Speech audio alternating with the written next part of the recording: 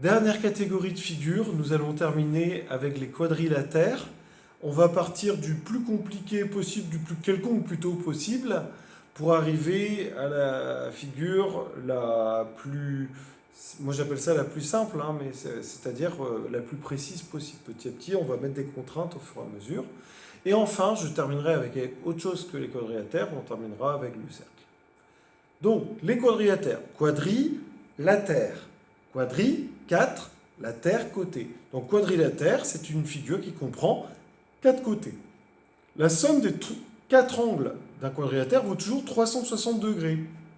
Ça se comprend très facilement. Si je prends un quadrilatère quelconque, comme ici, et que je le coupe en deux, on est bien d'accord que la somme des 3 premiers angles vaut 180. La somme des 3 suivants vaut aussi 180. 180 plus 180, ça fait bien 360 degrés. Donc, la somme des 4 angles d'un quadrilatère vaut toujours 360 degrés. Maintenant, je vais partir donc du plus quelconque. Alors, on va virer ça. Alors, je vais faire vraiment le plus quelconque possible, 4 côtés. Donc, 1, 2, 3, 4. Voici un quadrilatère. Vous n'avez peut-être pas l'habitude d'en voir beaucoup comme ça, mais c'est un quadrilatère, 4 côtés. Le plus important, et c'est ça que je voulais vous montrer maintenant, quand vous allez mettre vos lettres, si on vous parle du quadrilatère ABCD, vous devez à tout prix avoir vos lettres A, B, C et D qui se suivent soit dans le sens des aiguilles d'une montre, soit dans le sens inverse, qu'on appelle le sens trigonométrique.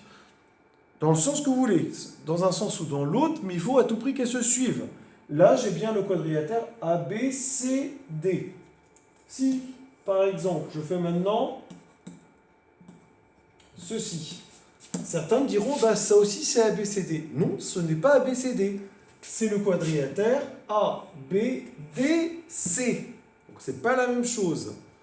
Donc ça, vous avez le quadrilatère ABDC.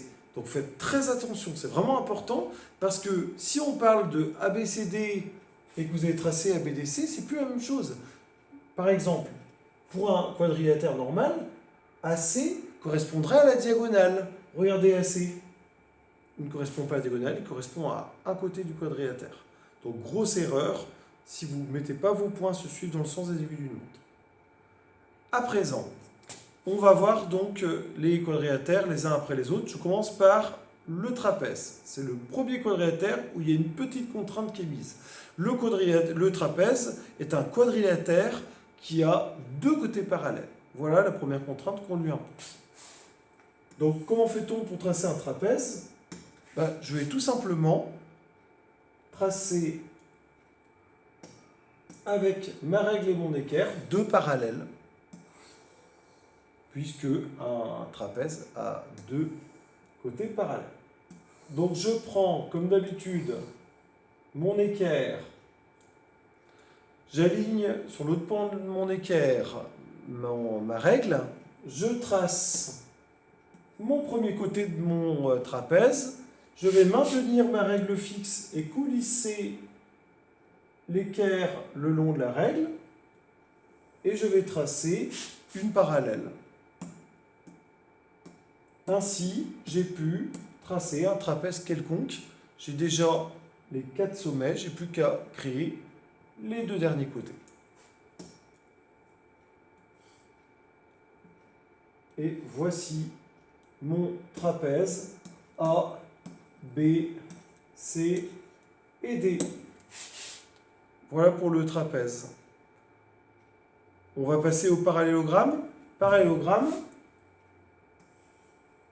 qu'est-ce qu'il y a de plus par rapport à un trapèze? C'est que cette fois-ci, les côtés de mon parallélogramme sont 2 à 2 égaux et parallèles. Non seulement ils sont parallèles, mais en plus ils sont égaux et 2 à 2. Donc les côtés opposés sont égaux et parallèles. Donc qu'est-ce qui va changer? Je vais faire comme tout à l'heure.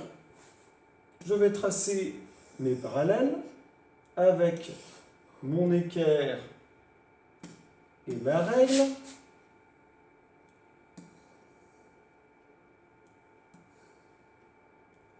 Je vais, à l'aide de mon compas, tracer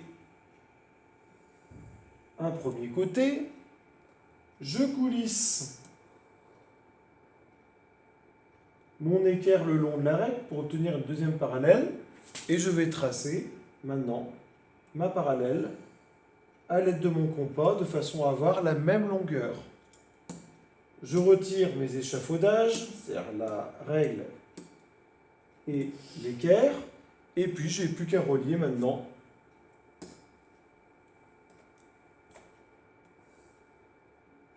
mes deux couples de sommets.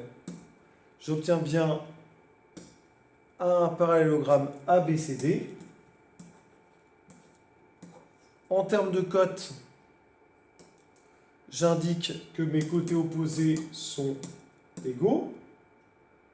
J'indique que mes angles opposés sont égaux. Et je peux éventuellement tracer les diagonales de mon parallélogramme qui se coupent en leur milieu. Voilà, vous savez tout pour le parallélogramme. Donc je vous laisse maintenant les tracer et on se retrouve dans quelques instants pour la suite des quadrilatères.